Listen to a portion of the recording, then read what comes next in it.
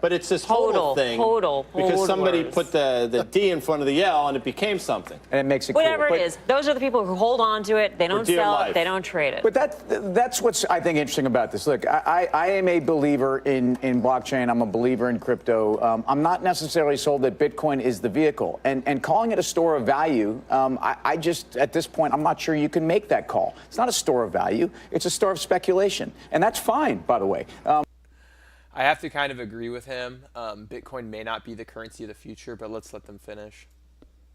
What I also don't understand, and I actually, Spencer or guys that are rolling up their sleeves every day looking at the nuances of the different tokens themselves. I mean, is Bitcoin really going to be the horse that rides to But this is a huge tailish wind for Bitcoin with Goldman. This is, I think that once you start to get Wall Street and the name like Goldman Sachs behind Bitcoin, the average investor starts to think, okay, maybe I'll take a look at it. So I think the wider berth. He's so right. I mean, this is a very key point, but I'll let him finish.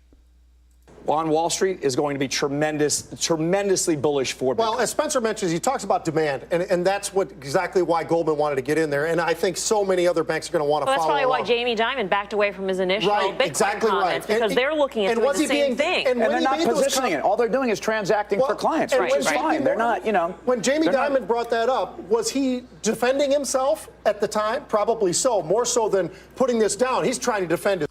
If you don't know who Jamie Dimon is, he's the CEO of, JP Morgan and Chase.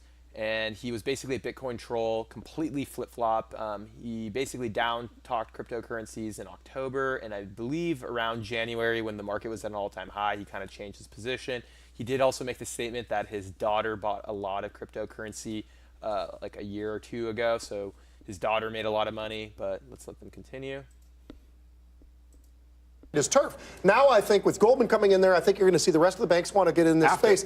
That is a monstrous growth potential, and they see that demand coming. By the way, the move from Bitcoin from at 100, 200 crisscross, I mean, it has held 9,200 back up to 96. Technically, it's behaving as it's supposed to. Actually, I think better than the market.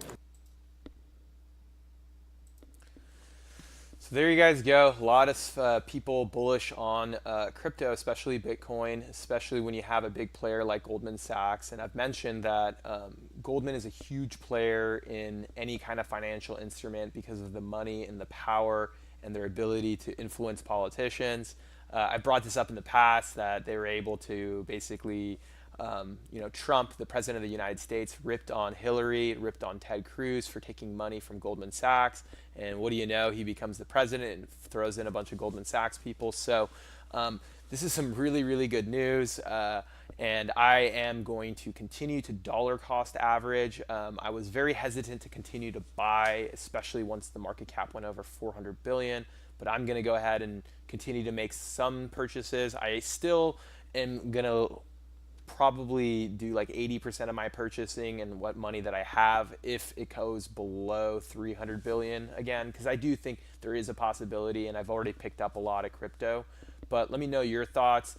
The news that would make me even more bullish is an actual custodian account or an ETF that's been set up. We don't know if that's going to be right away, but the main thing you can do, and my advice to people on this channel, is just continue to educate yourself, even if you haven't bought. Definitely subscribe to this channel, subscribe to some other YouTubers. So I would highly recommend Max Kaiser. Fast Money's good, but it's very mainstream media and very, I don't know, it's just, you can subscribe to that. But believe it or not, one channel that I also recommend, which I haven't been able to share because they haven't been covering it as much as I used to, is Fox News. Fox News has actually done a decent job as well. But anyways, I'll continue to cover the market.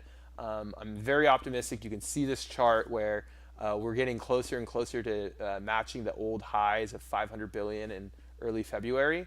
So is this going to be a long-term trend, or do we have another correction coming?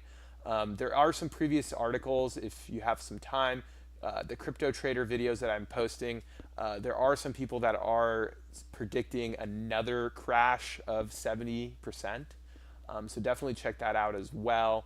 But for me, especially if we get this custodian's account for the United States set up, I will continue to put more and more money in crypto. And what's interesting is I'm actually selling a lot of my stocks. I like the stock market, but I'm getting out of my bonds, I'm getting out of my stocks, and I'm slowly just sitting on cash. And I think a lot of my cash will be going to cryptocurrencies. But let me know what you guys think, and I will talk to you guys soon.